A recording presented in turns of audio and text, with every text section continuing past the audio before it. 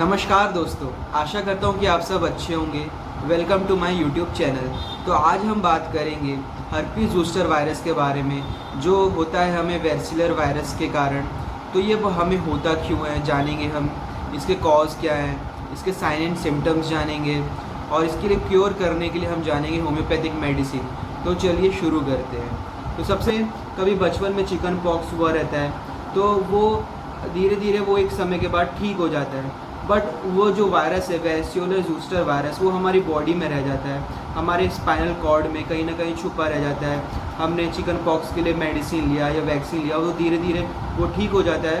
But 100 में से 2-3 लोग में ऐसा हो जाता है कि वो हमारे बॉडी में रह जाता है, स्पाइनल कॉर्ड में या हमारे कोई नसों में वो हिडन रहता है। जब समय आगे बढ़ता है, जब हम वो वायरस आगे उसको फेवरेबल इन्वायरमेंट मिलता है उसको, या फिर जैसे कि फेवरेबल इन्वायरमेंट कैसे मिलता है, अगर आपको डायबिटीज़ हो गया है, आपका एज हो गया है, आपका बॉडी वीक हो रहा है, तो उसको कई सारे फैक्टर्स होते हैं जिसमें आपकी बॉडी वीक हो रही है, तो उन कंडीशनों में ज़ोस्टर वायरस फिर स्प्रेड होना चालू करता है। ज़्यादातर ये, इसको हम शिंगलिस भी कहते हैं। तो ये बॉडी के एक स्पेसिफिक पार्ट में बंच में होता है। जैसे कि ये राइट साइड में होगा तो राइट साइड में बंच में होगा, लेफ़्ट साइड में होगा तो लेफ़्ट साइड में बंच में होगा, पर जहाँ भी होगा वो पैचेस में होगा।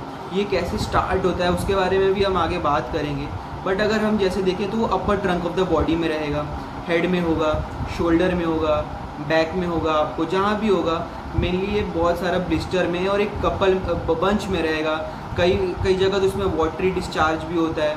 सो ये रहा ये हर्पीस ज़ोस्टर के बारे में। ये हमें चिकन पॉक्स के बाद जो वो वायरस है, जो वेर्सिलर वायरस के कारण होता है, उसके बाद जब ये आगे एक एज के बाद जब ये वायरस आगे स्प्रेड होता है, तो ये फिर आगे हर्पीस का हमें कॉज होने का कारण होंगे।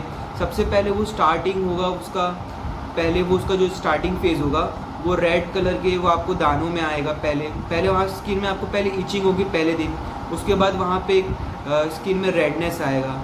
उसके बाद अब आगे थोड़े समय बाद उसमें आपको वाइट कलर के उसमें वाटरी फ्लूइड आएगा, जिसमें वाइट कलर का आपको पस उसमें फ्लूइड रहेगा, उसमें उभार आएगा वाइट कलर का, उसमें जिसमें वाटरी फ्लूइड रहेगा, उसमें डिस्चार्ज भी होगा।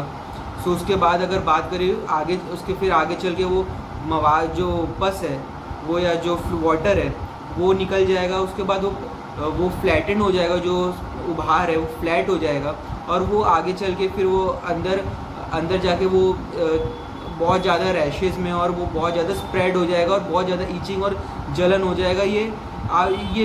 इसके कारण अगर ये ज़्यादा लंबे समय तक रहता है, ये अगर शिंगलिस जिसको हम हर्पीस भी कहते हैं, तो ये अगर ज़्यादा लंबे समय तक रहता है तो ये हमें न्यूरल्जिक टाइप पेन भी हमें बॉडी में देता है।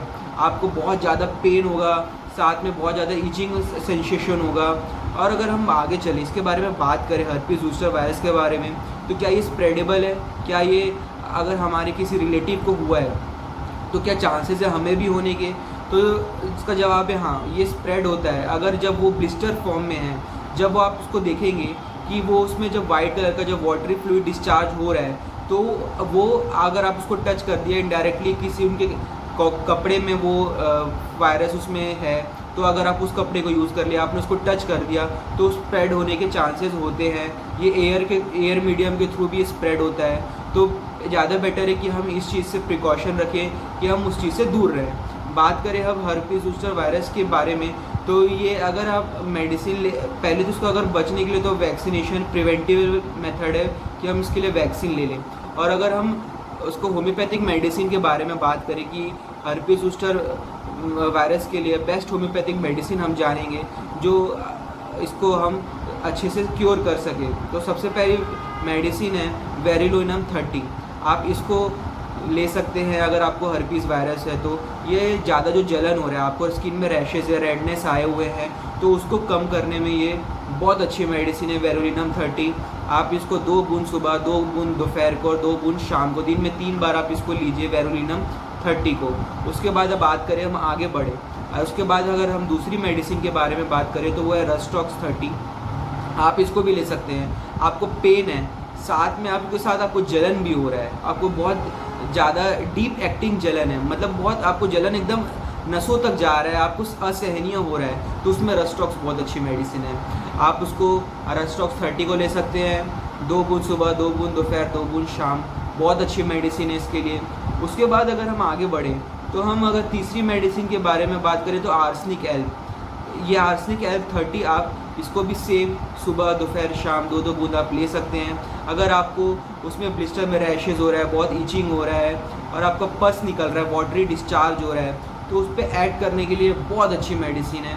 तो आप आर्सेनिक एल्ब भी ले सकते हैं 30। और अगर हम आगे बढ़े, अगर आपको पेन बहुत ज़्यादा हो गया है, ये वैसे तो ये 3 मेडिसिन आपको असर कर जाएगा, बट अगर आपको उसके साथ साथ बहुत ज़्यादा पेन हो गया है तो साथ में आप कैंथरिस भी ले सकते हैं, कैंथरिस 30।